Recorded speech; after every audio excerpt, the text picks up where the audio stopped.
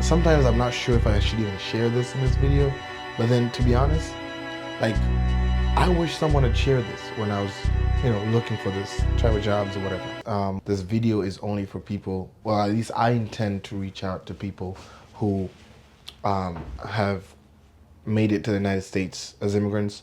This is the only country that I've been in so far. If you're in the UK, Canada, whatever, I don't know if that might be for you, but I'm just sharing it from the perspective of the United States. And then of course, this is for video of someone who is either currently as an immigrant, which I came in here as a student, and they wanted to make some money and they just don't know how they could do it because for the most part there's no any information. If anything, you're actually told you're not allowed to. So I found out, because when I came I had to figure it out. I found out some things that I did myself, and I'm just sharing that for someone. Hopefully it can help someone who is out there looking for a job, because recently I've been getting some questions from people in my inner circle just asking me, like, how did I do it? And I mean, I have a green card now, so, but then I still don't even need to use it for the job I'm working now. So basically what I'm gonna share is just what are the things you could do right now to make some extra money, and these are things that you could actually do if you don't even have any paperwork that could actually be like legal for you to work. But you could do it because there is actually nowhere that it says you can't. So my name is Alphonse, if you haven't seen my other videos, and I'm actually doing this video as a part of a challenge. I'm challenging myself to do 30 videos in 30 weeks, so one video a week. And I've been inconsistent in YouTube, so now I'm actually gonna do a video a week, challenging myself. So if you're here for the next video, perfect. If you're not, I hope this video is really good for you. And at the end, I will share about what I actually do now. And if there's someone who's interested in doing what they want, what I do, I could also show them how I got there. But that's not the point. The point is I'm just gonna share something that may be more value. Because when I first came, I was looking for a job, couldn't find anything because I was like, I don't have any social security numbers. So in America, when you come in, you quickly realize that there are some things that you don't have that, citizens have. So one of the crucial things is a social security number. And for the most part, you need it to work. And even if they do give it to you as a student or as a immigrant, if it's not a work visa, most of the time, you also need to get a work authorization as well. So I'm gonna first talk about people who don't even have a social at all and how they can make money without it. And then later I'm gonna talk about how you can make with it. So for the first part, so here's a quick way that, even if you don't finish the video, I'm just gonna give you some value. So I'm actually gonna screen record this and show you when I edit the video. Basically, all you can do is you can go to Craigslist.org and then use your current location, allow it, and then you go and search jobs. What I normally do, I just go to the city I am. So for the most part, what you want to do is, if you're not in a city if you're not in a city in the United States, it's gonna be a little harder for you to get a job. So it's easier if you're actually in a big city because there's so many jobs out there. So what you do is you go and as you see in the sector for jobs, you go, what I used to do is that I would just search cash jobs. So you go search Craigslist, cash jobs, and then you just search that. And then it says jobs. And then now for the most part, if you're down bad and you're looking for money, you're not gonna be the type of person that's gonna be picky about what you want to do. So if you're someone that like, oh, I don't want to wash dishes, I don't want to wash cars, like, like I'm not born to do that, or you have that, you're ashamed to tell people that, like, I don't think this video is for you, because at the end of the day, you're not gonna be there forever. A job doesn't define you. Sometimes you just gotta make ends meet. I've done it. I've washed cars, dishwashed. But starting, you have to do stuff like that at some point. But then if you don't want to, then, you can find another solution. But I'm just saying what worked for me. So anyways, you just look at all these jobs and you can look at the ones that don't repeat themselves. That's what I did. So like when you look here, you see cash jobs, raw farming, what I do sometimes, I just go there and I just search. The easiest ones will be like even cash daily jobs. Okay, this is a little weird. Sometimes jobs like movers, they always need people. Movers is like people who go and help people move out houses. What I do, you can actually search car wash. Car wash is always hiring. Car washes are always hiring. They pay cash. Dishwashing sometimes are always hiring as well. And these are like the easiest ones to get because they need someone like tomorrow. So that's like literally a quick tip you can just do right now and just look at a car wash and you go there and start working. Now, of course, you're gonna be making like maybe, I don't know, $8, $7, $10 an hour with tips, which is good. I mean, it's better than nothing. One of the first jobs I did was car wash, and when I was working in the car wash, you make connections with people. You know, as people always say sometimes getting a job could be also connections has a lot to do with it. So what you want to do is you want to be a person of integrity where while you're working, you're actually a hard worker. You are, very nice with people because you never know. You might meet someone and then they can introduce you to another job that could be even better. Like how I got to when I was working at the car wash, I was making $6 an hour, and I just was not liking it, but I was doing it. People saw me as a hard worker, and then I had one guy who had a gig where in the snow times, he would need people to help with shoveling snow, and they would pay $16 an hour cash. And I got that opportunity because he was like, man, I've always liked how you work. You're always on time. You're always this. And that's how I got the job. So you want to be that person because you never know. And you want to always be making connections with people. It doesn't mean you have to like be friends. You just have to have that good relationship and being a nice person for the most part. And that's it. So now while you're doing that, and then, so for me, I came in as a student in the United States. So basically, while you're doing that, you want to start working on trying to get your social security number. So the easiest way to get your social security number is through a job at school. So if you're here with a student visa, if you're not, then I'm sorry, you need to find another way. That's the only way I know. So if you're here on a student visa and you're going to some college or university, the university always has positions that they're hiring. And what you want to do is you want to apply for those positions. And then when you apply, normally they want, like most of the time, one of the big advantage about America is that there's so many people here that don't like working, at least the citizens that I've seen so far. So not everyone, but for the most part that I've seen, they're like that. Anyways, so what you want to do is you want to take advantage of that. So in school especially, you can apply for a job there, and when you apply, they have to write you a letter so you can go and get your social security number. So now you use that letter to go get your social security number. Now, how I did it is that I went and showed up to work for like a week or two, but then I didn't because that work wasn't really paying as much and I was making more washing cars. But it's up to you to choose what to do. But all I'm trying to help you is that you're trying to help you to get your social security number.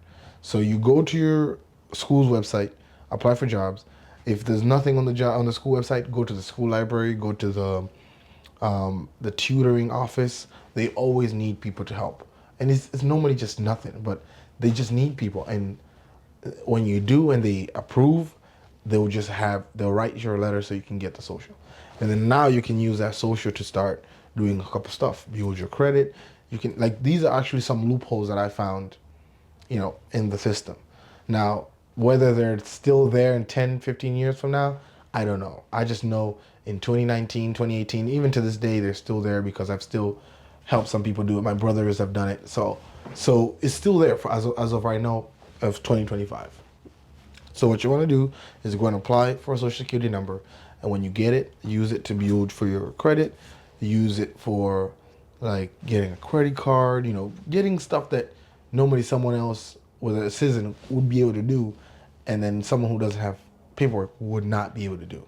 So then from there, you would notice that on your social security card, it would say only eligible for work with a authorization, which means you need a work authorization to be able to go work at a job.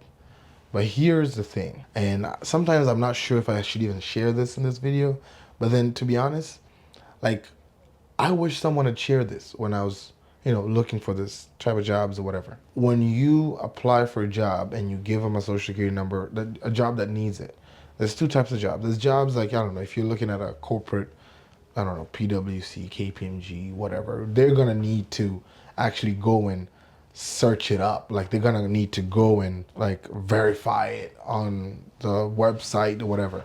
And for those ones, they normally are really hard on giving you a job if you don't have the work authorization to go with it. But then what I found out is that most of the jobs that are out there that really need people, for the most part, they actually are not gonna like be hard on you. At least if they really like you and you're upfront with them. Now the reason why, I don't know, it's because maybe the economy and you have way less and less people who are actually wanting to work, at least in America. So it's like the best time to be able to go in and look for a job. It's the best time ever. There's job opportunities everywhere, at least from what I know of, especially with big cities. High-end restaurants are always needing people. I don't know, especially in the food industry, it's like the best and easiest places to go and get a job. Even, with or without the social. With the social, it's even better, but it's like the best place to get a job. And I'm saying this because I did this. So if you're scared of doing it, don't. I mean, it's up to you. I just remember telling myself, like, you know what? If it happens that I get taken away from this country, it's fine. It didn't happen. And then when I even went to apply for the green card, they asked me if I worked illegally, and I told them I did. I mean, that's the truth. You just have to tell them the truth. Because really, when you apply for a green card, it really matters about the American citizen that's here. It's not about you. If you are, I mean, unless you are like, a criminal. But for the most part, the American citizen is the one that is basically sponsoring you. So if they're a person of good standing, paying their taxes, not a criminal, working, making a decent amount of money, you are able to get a green card based on their sponsorship. So the fact that you worked, the fact that you actually being a good person by trying to also make some money, even though you had to like be, do a legal way, if anything, you're actually helping the country. The way I see it is value, because the amount of people that are getting value from you going to work, and actually because you have a higher work ethic, you're coming from a different country, you're bringing your knowledge, you're bringing your skills, and you're actually improving the company in a way, it's actually better for the country. It's just that the major thing that stops us, and it stopped me before too, was just being scared of that someone is out to get you. And I'm just telling you the truth. I don't know, maybe there's someone out to get you, but the chance of it being you specifically, I don't know, very low. So what I did, of course, you want to do high-end restaurants, you want to do catering companies that are like really nice to get to. That's at least what I did. So you go and apply, you even tell them like, hey, I don't have work authorization papers, and they tell you if they don't want to keep you, if they want to take the risk, because ultimately they take a risk by taking you in. Okay, so now that I'm already in the video a little deep, now I'm gonna talk about what exactly I'm doing now and what loopholes I found that you can do. So after getting into the catering food industry, I also know I was doing a couple jobs on the side. So DoorDash normally doesn't require the work authorization. All you just need is just put your social security number, and it's like the easiest way to make money too.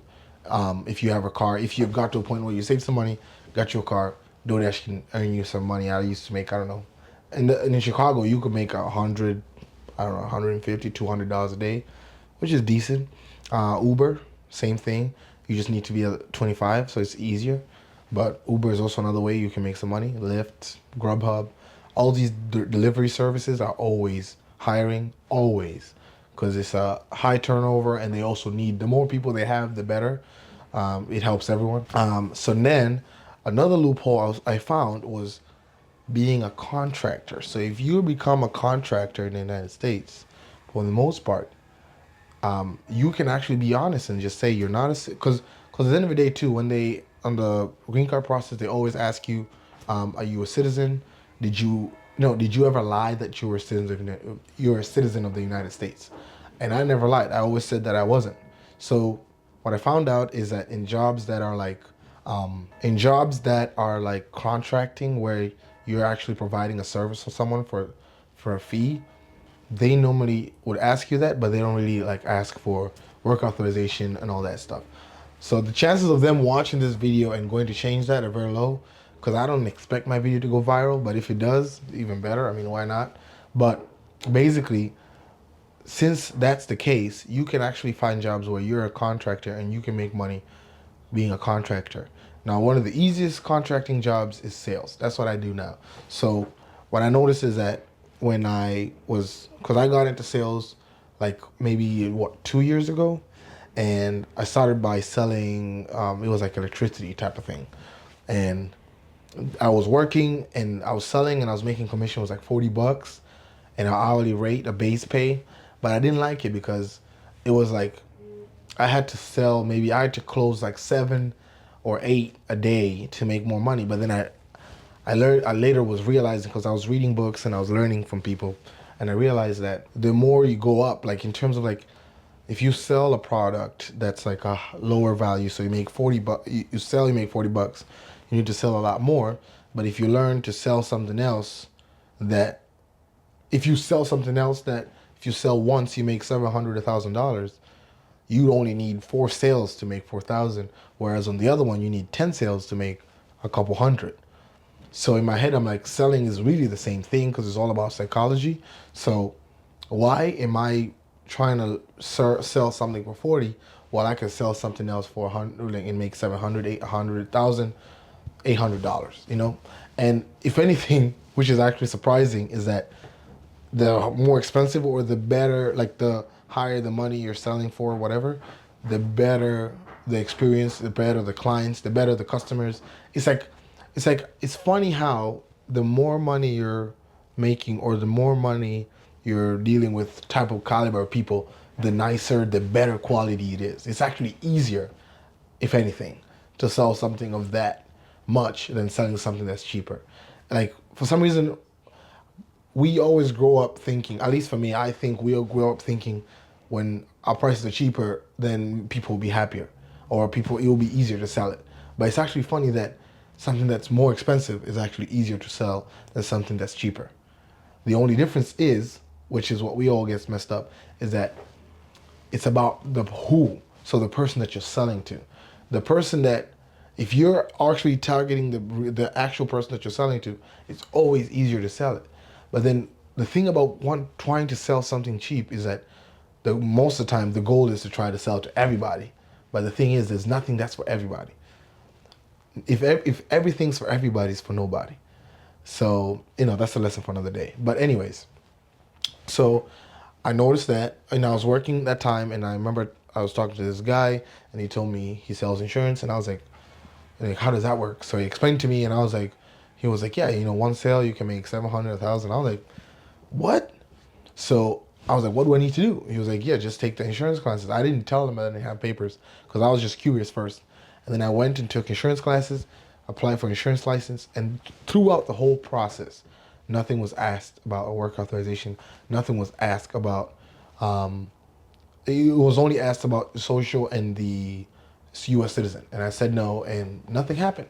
So, and then from there, when I got the license, then you become a contractor where you sell someone else's stuff and you just give them your license number and then you make money. So anyways, I'm in sales, but I don't only sell insurance. I sell other stuff as well. And even insurance, I don't sell insurance. I don't sell like life insurance. I sell funeral plans, which is a little different. But anyways, so that's something I'm doing now. So if I was to start over, if I was to tell someone, if I was talking to Alphonse at 19 that came to America, what would I tell him to do? I would tell him to start by getting into sales and investing in himself and learning. So of course, looking back, I'm glad I went through the car wash and all that, because I value sales more now being through that, because like when I think about it, washing cars, scrubbing, getting wet all day is so much harder than talking to make money. Way harder.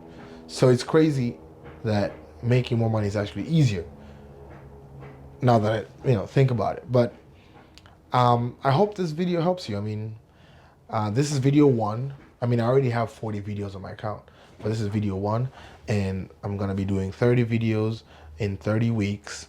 And from there, of course, I want to be going more, but this is myself challenging. So this is video one for week one, and I hope this is enjoyable for you. And I will see you on the next one.